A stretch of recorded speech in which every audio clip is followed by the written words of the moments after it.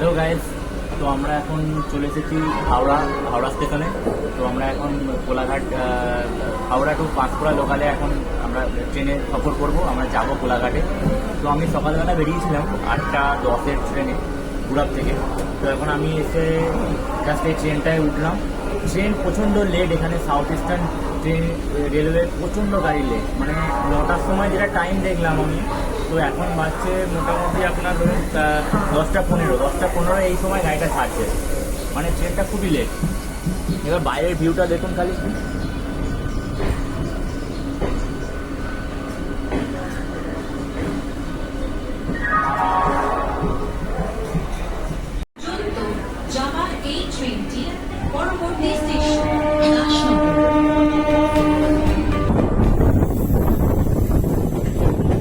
Hello guys, আমরা এসে গেছি। আমরা হাওড়া থেকে প্রায় 54 কিলোমিটার ট্রাভেল করে ট্রেনে এসে গেছি আমরা কোলাঘাটে।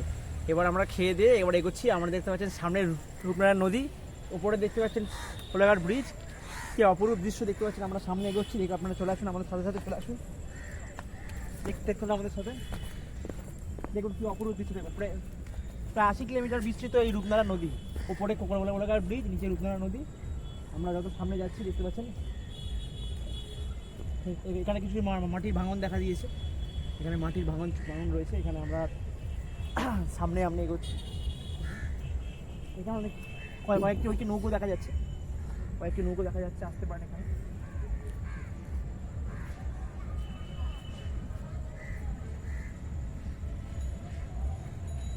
এই জায়গাটি অনেক নরম জায়গা।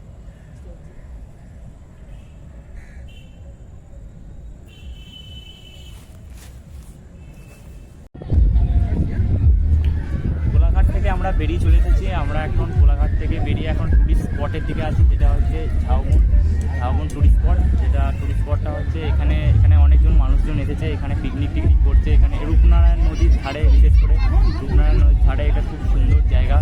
এখানে আপনারা দেখতে পারবেন যে দেখুন খালি বাইরে চারিদিকটা দেখুন, খালি খুব সুন্দর মানুষজন এসেছে, পিকনিক করছে। তারা নিজেদের মতো আনন্দ করছে। বাইরেটা দেখুন।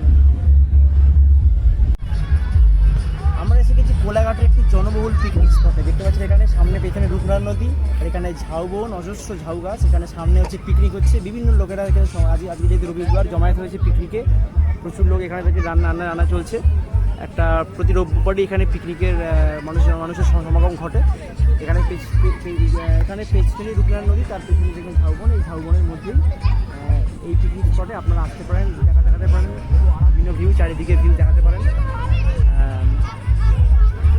এখানে এলে আপনারা এখান থেকে যদি আপনি হাওড়া বা কলকাতা থেকে খুব কম সময়, আমরা 1 ঘন্টা 1.5 ঘন্টার মধ্যে আপনারা চলে আসতে পারবেন। এখানে এলে আপনার অবশ্যই ভালো লাগবে। এই জায়গাটা খুবই সুন্দর জায়গা। একটু ভেতরে কোলাঘাট স্টেশন থেকে একটু ভেতরে গেলে জায়গাটা খুব ভালো স্পট। আপনারা অবশ্যই আসবেন, ভিজিট করবেন।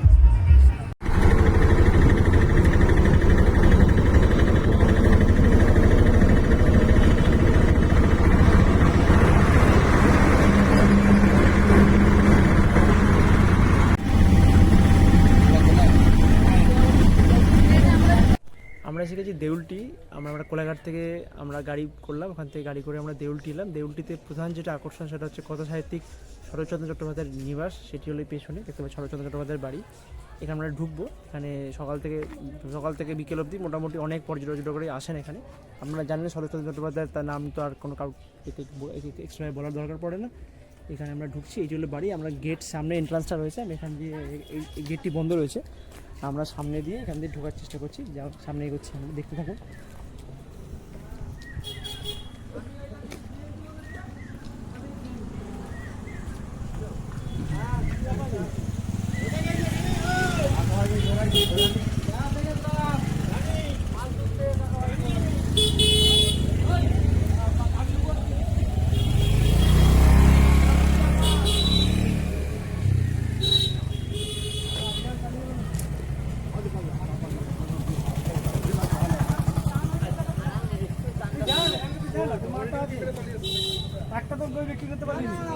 শরৎচন্দ্র চট্টোপাধ্যায়ের বাড়ির গেট, এখান দিয়ে সব এন্ট্রিটা হয়। আমরা যাচ্ছি সেইটার জন্য দাঁড়িয়ে থেকে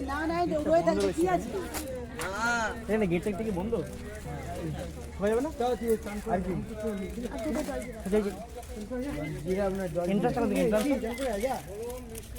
যা পাবি কোথাও যা, যে এন্ট্রান্সটা কত এন্ট্রান্স এটা বন্ধ তো এটাই এটা তো বন্ধ তো এটাই ঢোকানো বেরো না, তো গেটও তো বন্ধ গেট বন্ধ খুলে যাবে।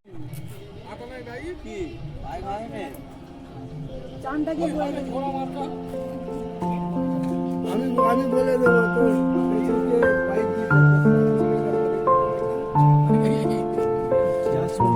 ভালো।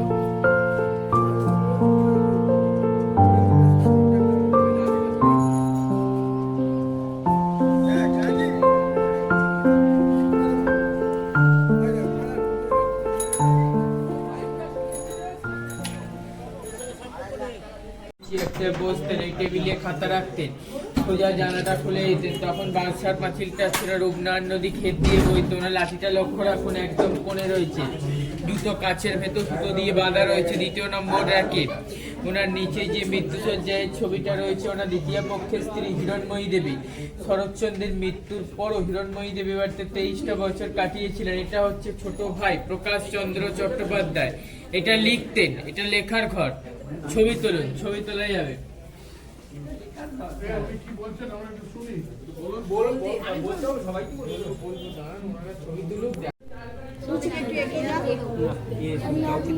হয়ে গেলে চলে আসুন, অত সময় নিলে আর দেখে কত কিছু আছে রে।